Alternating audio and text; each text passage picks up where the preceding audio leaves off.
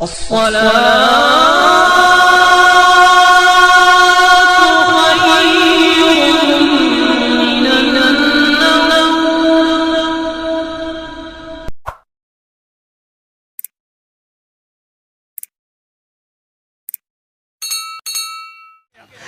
डरते थे अल्लाह से कि अपने बिस्तर के नीचे कोड़ा रखते थे, और जब रात को आते थे तो कोड़ा उठाकर अपने पैर पे मार के कहते थे, उमर बता आज अल्लाह को राजी करने वाले कितने काम किए और अल्लाह को नाराज करने वाले कितने काम किए। हालांकि उनकी पूरी जिंदगी अल्लाह की रजा वाली जिंदगी थी, लेकिन अल्लाह अल्लाह जिनको मेरे आका ने जन्नत की बशारतें दी उनका हाल क्या था। तो कहते हैं ऐसी बात बताओ काब जिससे मेरे दिल में अल्लाह का डर और खौफ पैदा हो।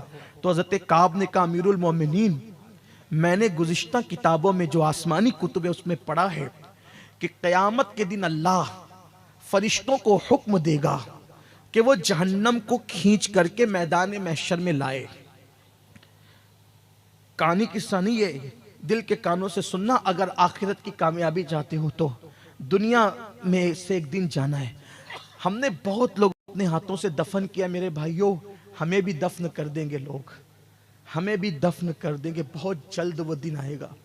मेरा बेटा, मेरा माल, मेरा कारोबार, कोरोना ने बता दिया कोई अपना नहीं है। भाई की मैयत में भाई नहीं गया, पता नहीं उसको कोरोना होगा तो कहीं मुझे ना लग जाए। यही हुआ, ये हुआ। बेटा बाप की मैयत में पानी डालने नहीं आया, मेरे बाप को कोरोना हो सकता है तो कहीं मुझे ना हो, ये खौफ था। बल्कि कयामत से पहले कयामत कुदरत ने बता दी, कोई किसी का नहीं। सब घरों में कैद हो गए, नफसी नफसी का आलम था, कोई किसी को पूछने वाला नहीं था। लेकिन अल्लाह के जिन बंदों ने खिदमत की उन्होंने की, और जिन्होंने की अल्लाह उनको खूब बरकतें अता फरमाए। तो एक दिन हमें भी दफन कर दिया जाएगा मनो मिट्टी के नीचे, इससे पहले कि जिस्म का रिश्ता रूह से टूट जाए। बेदार हो जाओ, अल्लाह के लिए कुछ कर लो, मना लो, अल्लाह को राजी कर लो, गुनाहों से तौबा कर लो, पलट जाओ अल्लाह की तरफ, पलटो अल्लाह की तरफ, लौटो अल्लाह की तरफ। गुनाह में कोई इज्जत नहीं है, गुनाह में कोई सुकून नहीं है, गुनाह में कोई करार नहीं है। अल्लाह की यहां इज्जत नेकियों की वजह से, तकवे की वजह से, परहेजगारी की वजह से, सच्ची तौबा की वजह से, नेक अमल की वजह से। फारूक आजम से कहा, काबे अहबार ने, अमीरुल मोमिनीन, अल्लाह फरिश्तों को हुक्म देगा जहन्नम को लाओ महशर में, तो जहन्नम के मुंह में 70,000 लगाम डाल करके फरिश्ते उसको खींचते लाएंगे। और उसकी जब आग भड़क रही होगी तो उसकी भड़कती हुई आग को देखकर इब्राहिम खलीलुल्लाह जैसी हस्ती, जो अबुल अंबिया है, अंबिया के बाप है, वो अपने सर को सजदे में रखकर कहेंगे, ए अल्लाह, आज मैं किसी के लिए कुछ नहीं मांगता, सिर्फ इब्राहिम को अमान दे दे बस, मैं अपने लिए मांगता हूं, मुझे अमान दे दे बस, और किसी के लिए कुछ नहीं मांगता। हजरत मूसा अलैहिस्सलाम सर सजदे में रखे, काबे अहबार फारूक आजम से कहते हैं, मूसा अलैहिस्सलाम जैसा पैगंबर जिस पे अल्लाह ने तौरात नाजिल की, वो अपने सर को सजदे में रखकर कहेंगे, ए अल्लाह, आज मूसा तुझसे अमान चाहता है, आज मैं किसी के लिए कुछ नहीं मांगता, सिर्फ अपने आप के लिए अमान मांगता हूं। ईसा अलैहिस्सलाम तो सजदे में सर रख कर ये कहेंगे, ए अल्लाह, आज मैं अपनी मां मरियम के लिए भी कुछ नहीं मांगूंगा। देखिए ये मैदान महशर, जिस महशर के लिए सोचते हैं अरे क्या होगा वहां, देख लेंगे जो होगा, देख लेना, बहुत हिम्मत है ना। अगर वो नेकियों का हिसाब ले ले, नेकियों का, हम नेकी का हिसाब नहीं दे सकते, उसको गुनाहों का हिसाब देंगे। गौसे पाक रदी अल्लाह ताला रोते थे, अल्लाह, अगर मेरे आमाल तेरी बारगाह में कबूलियत के लायक नहीं तो तू मुझे क़यामत में अंधा उठाना। ये लोग थे जिनकी ठोकरों से मुर्दा जिंदा, हम कहाँ हैं हम लोग। खुदा के लिए खुद फरेबी और शैतान फरेबी का शिकार मत बनो, बहुत गुनाह कर चुके। सैयदना ईसा अलैहिस्सलाम अर्ज करेंगे, मौला मैं आज अपनी मां मरियम के लिए भी कुछ नहीं मांगता, आज मुझे अमान दे दे। जब मासूम लोगों की ये पोजीशन होगी, हम जैसे पापियों का अंजाम क्या हो। उस दिन के लिए अल्लाह से डरो, पलट जाओ। और अब उस दिन क्या होगा, जो आयत पढ़ी थी वो पढ़ते हैं और बात अब एंड की तरफ जाती है। उस दिन क्या होगा, जिस दिन अंबिया किसी के लिए कुछ नहीं मांगेंगे हमारे नबी के सिवा। वो एक अलग शान है, उस पर कभी गुफ्तगू होगी इंशाअल्लाह। हजरत ईसा कहेंगे मैं अपनी मां मरियम के लिए भी आज कुछ नहीं मांगता, सिर्फ आज मुझे अमान दे दे, मुझे पनाह दे दे तेरी। उस दिन के लिए अल्लाह फरमाता है इन्न सम्अ वल बसर वल फुआद कुल्लु उलाइका काना अन्हु मसऊला। जिस दिन अंबिया नफ्सी नफ्सी कहेंगे हमारे नबी के सिवा, जिस दिन जिब्रील और फरिश्ते नफ्सी नफ्सी कहेंगे, उस दिन अल्लाह फरमाता है हम तुमसे सवाल करेंगे इन्न सम्अ वल बसर, तुमने कानों से क्या सुना था। हम पूछेंगे तुमसे क्या सुना था। कुरान है ये। मेरी कौम के जवानों क्या सुना था, क्या सुना था।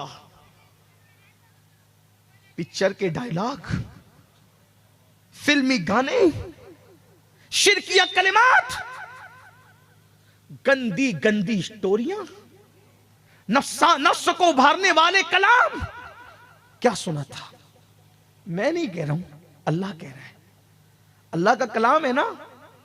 हम तुमसे पूछेंगे कि तुमने सुना क्या था, कानों का इस्तेमाल क्या किया था। हदीस पाक में आता है जिन्होंने अपने कानों से गाने सुने होंगे उनके कानों में सीसा पिघला के डाला जाएगा। क्या सुना था। कुर्बान, मोबाइल तो 1400 साल के बाद, 1450 साल के बाद पैदा होने वाला था। क्या सुना था। रात रात भर कान पे रखकर किससे बातें करते हो, क्या क्या बातें करते हो। कितनी गंदी गंदी बातें हैं ना। अगर रिकॉर्डिंग ओपन हो जाए तो खुद को शर्म आती है कि मैंने कितनी गंदी बात की। कितनी गंदी बात करते हैं दोस्तों से, गाली, मां बहन की गाली, नंगी नंगी गालियां। मत सुनो, फोन कट कर दो, मेरे कान ये सुनने के लिए नहीं है। क्या सुना था कुरान में, अल्लाह फरमाते हैं हम पूछेंगे क्या सुना था। बताना पड़ेगा ना, किस मुंह से गाली दे पाओगे वहां खड़े होकर कि ये सुना था। गाने गाकर कैसे बता सकोगे कि ये सुना था। वो डायलॉग कैसे बता सकोगे कि ये पूछा जाएगा ना क्या सुना था, बताना होगा। बल्कि कुरान कहता है इकरा किताबक, उस दिन तो लिखा भी होगा, हाथ में दिया जाएगा, लेना तू पढ़ के सुना क्या क्या तूने सुना था, पढ़ के सुना। क्या एहतियात थी बुजुर्गों की, क्या एहतियात थी। एक दिन फारूक आजम के इस हिस्से में फोड़ा हो गया, फुंसी आ गई। इस हिस्से को क्या कहते हैं, अपनी जबान में हम कहते हैं बगल। सही। लोग इयादत के लिए आए, आपको क्या हो गया, कहा हाथ के नीचे फोड़ा हो गया। और किसी ने कहा इतनी लंबी बात क्यों कर रहे हो कि हाथ के नीचे फोड़ा हो गया। शॉर्ट करना हुजूर को पसंद था, हाथ के नीचे फोड़ा हो गया। एक जुमले में कह देते बगल में फोड़ा हो गया तो शॉर्ट होती ना बात। फरमाते हैं लफ्ज़े बगल कहने में शर्म आती है, क्योंकि अल्लाह ने फरमाया कि जो तुम कहते वो लिखा जाता है और वो पढ़ के सुनाना पड़ेगा। तो अल्लाह की बारगाह में ये अल्फाज बगल पढ़ के मैं कैसे वो बगल का नाम लेने भी शर्माते हैं अल्लाह की बारगाह में। हमने कितनी गंदी गंदी बातें की है। कुरान कहता है सुनी कितनी गंदी गंदी बातें हैं। उस दिन का एहसास कर लो, ना माँ काम आएगी, ना बाप काम आएगा, ना दौलत काम आएगी, ना बेटे काम आएंगे, कोई काम नहीं। कुरान का इन्ना समा, पूछेंगे तुम्हारी समाज, वल बसर, आंखों से क्या देखा था, क्या देखा था आंखों से। आंखों को आवारा करने वालों क्या देखा। पीर साहब पूछे तो नहीं बता सकते, अब्बा पूछे तो नहीं बता सकते, मुकर्रिर साहब सैयद साहब पूछे नहीं बता सकते। मेरे अजीज भाइयों, एक दिन में क्या क्या देखा नहीं बता सकते, पूरी जिंदगी में क्या क्या देखा अल्लाह की बारगाह में कैसे सुनाएंगे पढ़ के। वो दिन का ख्याल तो कर लो जरा, वो दिन का ख्याल तो कर लो, क्या बताएंगे। यही वजह तो थी हमारे बुजुर्गों की इतनी एहतियात थी देखने के मामले में, इतनी एहतियात थी कि निगाहें नीची रहती थी। एक दिन सैयदना दाऊद ताई को किसी ने पूछा, दाऊद आपके घर की छत नहीं है। हजरत दाऊद ताई, ये इमाम आजम के शागिर्द हैं, सैयदना दाऊद ताई पूछा आपके घर में छत नहीं है। पर वल्लाह मुझे मालूम ही नहीं। कि छत है कि नहीं है। कहा कितने साल से रहे हो? कहा 40 साल से रह रहा हूं। कहा 40 साल से रहे हो, छत नहीं, पता नहीं? फरमाया ऊपर निगाह उठाने का कभी मौका ही नहीं आया। तो मैंने सोचा कि बिला जरूरत नजर क्यों उठाऊं, इसलिए मैंने कभी अपने घर की छत को भी नहीं देखा। जितने जिनके तकवा परहेजगारी का हाल यह था कि वो घरों की छत को नहीं देखते थे, आज तो बड़ी माजरत के साथ यूट्यूब पर जाकर के वो मनाजिर सर्च किए जाते हैं जिसका आज हम जिक्र नहीं। मैं ये नहीं कहता कौन क्या देखता है, लेकिन ये जरूर कहूंगा कि हर आदमी अपने आप में डूब कर सोचे, अपने मन में डूब कर पा जा सुरागे जिंदगी। तू अगर मेरा नहीं बनता न बन, अपना तो बन, मेरे हमदर्द मत बनो। मैं आपका हमदर्द बनूं या ना बनूं, 2 नंबर की बात है। अपने आप के हमदर्द बन जाओ। मेरी कौम के जवानों, हिम्मत नहीं है हमारे अंदर अल्लाह का अज़ाब हम बर्दाश्त कर सके। अगर मेरा अल्लाह शहद की मक्खी भी भेज देना कब्र के अंदर, तो भी हम उस अजाब को बर्दाश्त नहीं कर सकते। लेकिन ये नहीं कहा गया कि शहद की मक्खियों का अजाब दिया जाएगा। ये कहा गया कि इतने बड़े बड़े सांप होंगे कि 70 साल की लंबाई में जितना ऊंट दौड़ सकता है, घोड़ा दौड़ सकता है, उतने लंबे लंबे बिच्छू और सांप होंगे। और वो एक डंक मारेगा तो इंसान जमीन 7 तबक जमीन के अंदर धंस जाएगा। सोचो तो अल्लाह का अजाब कैसे उठा सकेंगे, बर्दाश्त कर सकेंगे। अल्लाह हमारी आंखों के बारे में पूछेगा। वल फुआद, दिलों में क्या प्लान थे। लोगों से मिलते थे तो ऐसी मीठी मीठी बातें करते, दिलों में बुग़्ज़ रखते थे, सीने मिलाते थे, सीने दिल नहीं मिलाते थे। ज़बानें मीठी थी, दिल भेड़ियों की तरह थे। अल्लाह फरमाएगा दिल में क्या था, हम उसके बारे में भी पूछेंगे। एक दूसरे को भाई भाई कहते रहे, बेटा कहते रहे, विवाही कहते रहे, ये कहते रहे, वो कहते रहे, लेकिन दिलों में बुग़्ज़ किने रखते थे। पूछेंगे दिलों में क्या था। इसलिए मोमिन का दिल आईने की तरह साफ होना चाहिए, बल्कि आईने से ज्यादा साफ होना चाहिए। जिनके दिलों में दूसरों के लिए कीना होता है, ना उनके सर के ऊपर सजदे जाते हैं, ना उनके सर के ऊपर दुआएं जाती है। दिलों को पाक करो, मन को पाक करो, दिल में गंदगी मत रखो। फिर कहता हूं किसान हो, जब तक के खेत में कांटे होंगे कोई बीज बोया नहीं जाएगा। जब तक के आवारा घास होगी कोई बीज बोया नहीं जाएगा। उसी तरह से जब तक दिलों में कीने के कांटे होंगे, अल्लाह की मोहब्बत का बीज कैसे बोओगे, मुस्तफा जाने रहमत का इश्क का बीज कैसे बोओगे। इसलिए उस दिन पूछा जाएगा, उस दिन के लिए तैयारी कर लो, उस दिन के लिए तैयारी कर लो। आखिरी बात और दिल की बात, आज से पहले जो हुआ सो हो गया। अब क्या कर सकते, जो होना था हो गया। यही है ना इलाज। क्या है इलाज? यह कुछ भी हो गया हो, तौबा कर लो, तौबा कर लो। इसी पे एंड कर रहा हूं, मैं भी आप भी। और फिर वली का आस्ताना है, वलियों के यहां की जाने वाली तौबा फिर हमें नहीं देखा जाता, उनके सदके बख्शा जा। और फिर वली जहां सैयद भी हो, अहले बैत भी हो, और फिर जमीन के अंदर भी हो, जमीन के ऊपर भी हो, इतने सारे उलमा हो, नायब रसूल हो, तो फिर तौबा कबूल ही होगी। तौबा कर लो। लेकिन एक बात फिर कहता हूं, जो हर जगह कहता रहता हूं, आज भी कहता हूं, तौबा नाम कान खींचने का नहीं। बहुत मर्तबा कान खींचे। तौबा नाम गाल पीटने का नहीं, बहुत मर्तबा गाल पीटे। तौबा नाम अस्तगफिरुल्लाह सिर्फ पढ़ने का नहीं, बहुत बार अस्तगफिरुल्लाह पढ़ लिए।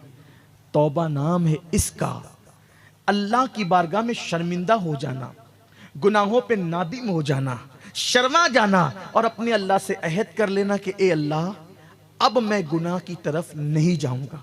बस ये अहद फिर मत तोड़ना। इसका नाम तौबा है।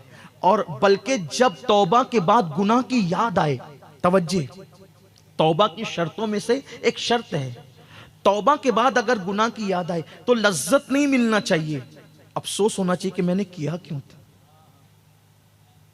लोग तो ये कहते हैं ना, यार जवानी में क्या मजे थे, आज करके आ गए, क्या मजे थे यार उस वक्त कॉलेज की जिंदगी में, क्या हमने गुलछर्रे उड़ाए। ये तौबा नहीं है, ये तौबा नहीं, नादिमी नहीं, शर्मिंदा। तौबा नाम है शर्मिंदगी का, तौबा नाम है निदामत का। आप बहुत संजीदगी से सुन रहे हैं।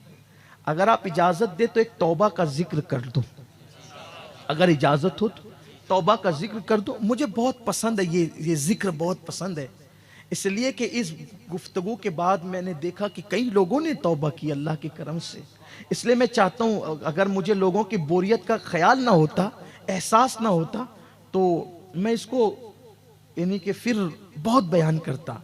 लेकिन कोशिश ये होती है कि कोई बात डबल ना हो जाए ताकि लोग बोर ना होने लगे। लेकिन कहीं भूल जाता हूँ तो फिर हो जाता है। मैंने बापू को कहा कि भूल जाता हूँ तकरीर करके तो कहीं हो जाता है, हो जाए तो आप माफ़ कर दिया करें। हालांकि अगर डबल हो जाए तो फिर भी उसमें बरकत है, कम से कम सुनने की बरकत तो मिल ही जानी है। मुझे बहुत पसंद है और बहुत इससे जिंदगियां बदली अल्लाह के करम से। तौबा शर्मिंदा होने का नाम। फिर गुनाह कितने भी बड़े हो, कितने भी बड़े गुनाह हो, अगर शर्मिंदगी मजबूत है, निदामत मजबूत है, दिल के अंदर एहसास गुनाह है, तो फिर गुनाह नहीं देखे जाते, एहसास देखा जाता है, शर्मिंदगी देखी जाती। दो ही आंसू फिर पूरी जिंदगी के गुनाह खत्म करने के लिए काफी होते, फिर कितना ही बड़ा हो। और मैं समझता हूं कि अब मैं इतने बड़े गुनाह का जिक्र करने लगा हूं कि इंशाअल्लाह इस मजमे में शायद ऐसा कोई बंदा नहीं होगा। इतना बड़ा गुनाह। एक शख्स, एक जवान अल्लाह के नबी सल्लल्लाहु अलैहि वसल्लम के दरवाजे पर बैठा अपने सर पे खाक डाल रहा था। मैं बतौर मफहूम पेश करूंगा अपने अल्फाज के जामे में। वो खाक डाल रहा था अपने सर पे खाक डाल रहा था। फारूक आजम हुजूर की बारगाह में जा रहे थे। उसने कहा उमर मेरी सिफारिश कर दो हुजूर से कि हुजूर मुझे माफ कर दे और मेरे लिए माफी की दुआ कर दे। फारूक आजम गए, कहा सरकार एक बंदा है जो दरवाजे पड़ा सर पे खाक डाल रहा है और वो कहता है कि हुजूर से अर्ज करो कि हुजूर मेरे लिए दुआ करें कि मेरी माफी हो जाए और हुजूर भी मुझे माफ कर दे। फारूक आजम से सरकार ने कहा बुलाओ उसको, कौन है वो आया, वो जवान। सरकार ने फरमाया क्या हुआ? कहा हुजूर मैं हलाक हो गया, मैं तबाह हो गया, मैं बर्बाद हो गया। आका ने कहा हुआ क्या? कहा हुजूर बस इतना है कि मैं तौबा करना चाहता हूँ, आप मेरे लिए दुआ कर दें कि अल्लाह मेरी तौबा कबूल कर ले। अब हुजूर अलैहिस्सलाम को चूंकि आगे की उम्मत के लिए रास्ता बताना था ना गैबदा नबी को, तो सरकार ने मैं तुझसे हुआ क्या है वो बता। हुजूर मुझे शर्म आ रही है, मैं कैसे बताऊं, मैं क्या अर्ज करूं आपसे। आका ने कहा हुआ क्या तेरे गुनाह आसमान के तारों से ज्यादा है? उसने कहा हाँ। जमीन के जर्रों से ज्यादा? हाँ। समुंदर की झाग से ज्यादा? हाँ। फिर आका ने कहा क्या तेरे गुनाह अल्लाह की रहमत से भी ज्यादा है? अल्लाह की रहमत से ज्यादा है तेरे गुनाह? रोने लगा। रास्ता हुजूर ही ने बताया, लेकिन आगे के लिए हमारे लिए भी गोया के राह बता दी गई। अल्लाह की रहमत से ज्यादा। वो कुछ नहीं जवाब दिया, रोने लगा। वो पूछा क्या हुआ, बता तो सही। उसने अर्ज किया आका मैं कफन चोर हूं और मैंने 999 लोगों के कफन चुराए थे और 1000वां कफन जब मैं चुराने के लिए गया तो मेरे साथ एक बड़ा अजीब हादसा हो गया।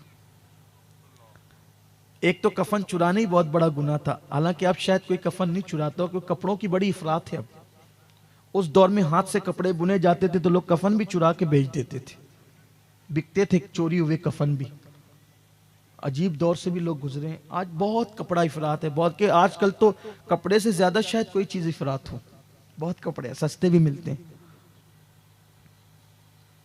तो कहा कि जो गोरकुन होता है ना कब्र खोदने वाला, उससे भी मेरी पार्टनरशिप थी और वो मुझे आके इत्तला देता था कि फलां का इंतकाल हो गया, आज आ जाना, वो निशान लगा देता था।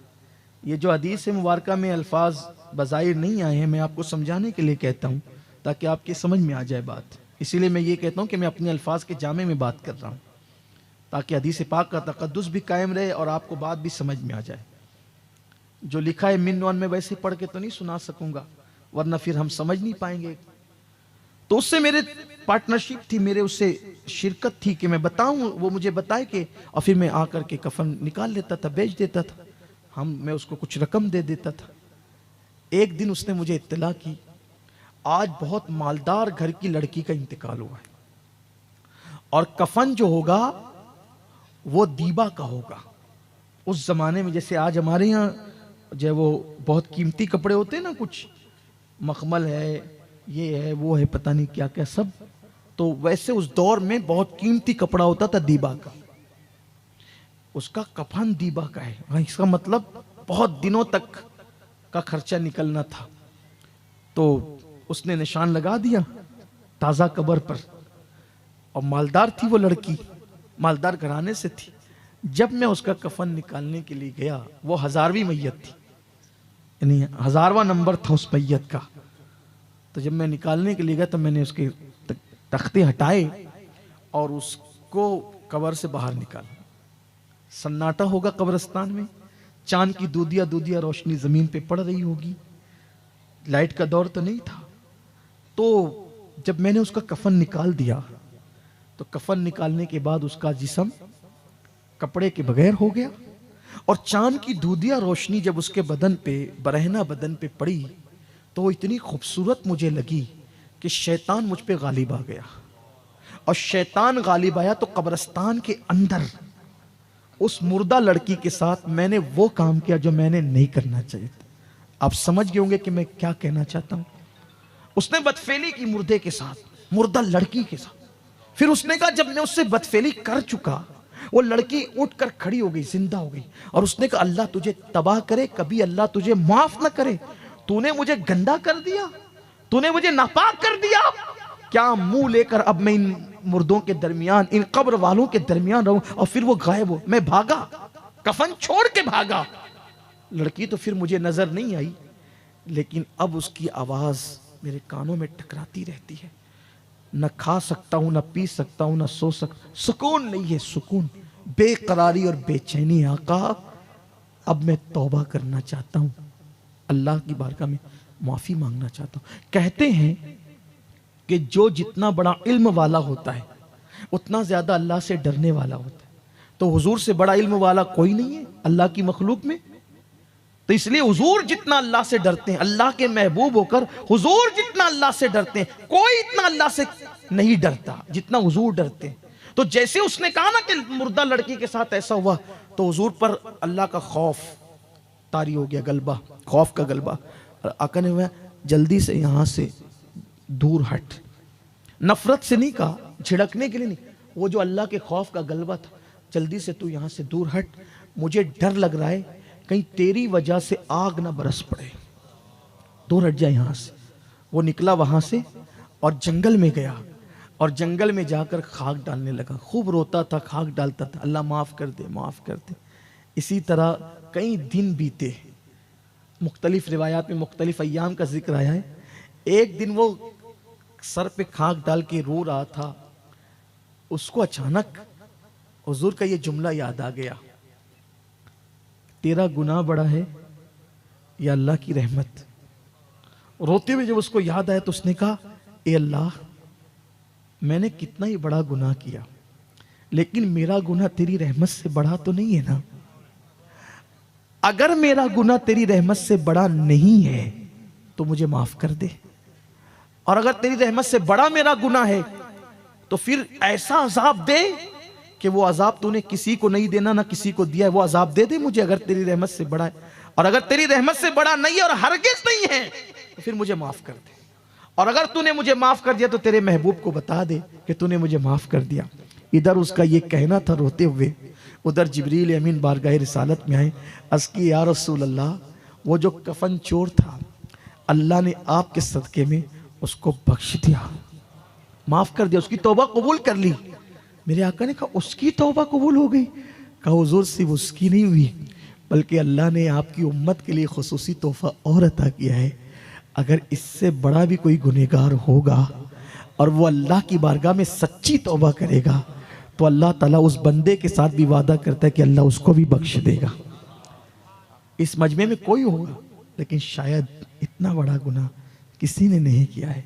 आओ मेरे भाइयों, आप अपने अल्लाह को मना लें, अपने अल्लाह को राज़ी कर लें, सच्ची तौबा कर लें, अपने अल्लाह से अहद करें कि अल्लाह आज के बाद अब मैं गुनाह नहीं करूँगा, गुनाह के करीब नहीं जाऊँगा। अगर ऐसा हो गया मैं समझूंगा कि मेरा आना भी कामयाब, आपका भी आना कामयाब। अल्लाह हम सबको माफ़ करे, हम सब की मग़फ़िरत फरमाए। और हमें आखिरत की तैयारी की तौफीक अता फरमाए। गुफ्तगू के दरमियान कोई गलती हो तो अल्लाह माफ़ करे। अस्तगफिरुल्लाह रब्बी मिन कुल्लि ज़ंबिन व अतूबु इलैहि व मा अलैना इल्लल बलाग। अस्सलामु अलैकुम व रहमतुल्लाहि।